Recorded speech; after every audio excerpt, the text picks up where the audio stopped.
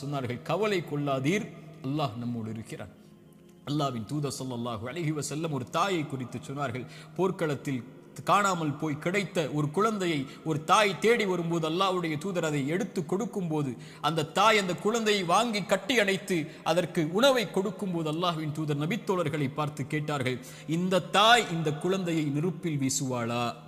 அந்த குழந்தை படக்கூடிய சிரமத்தை கஷ்டமாக உணர்ந்த அந்த தாய், தன் உயிர் போய் கிடைத்த வந்த மகிழ்ச்சியில் இந்த வாழக்கூடிய இந்த தாய் இந்த குழந்தையை நெருப்பில் வீசுவாளா? தன்னோடு வந்துவிட்ட அந்த குழந்தையை எப்படி நெருப்பில் வீசுவாள்?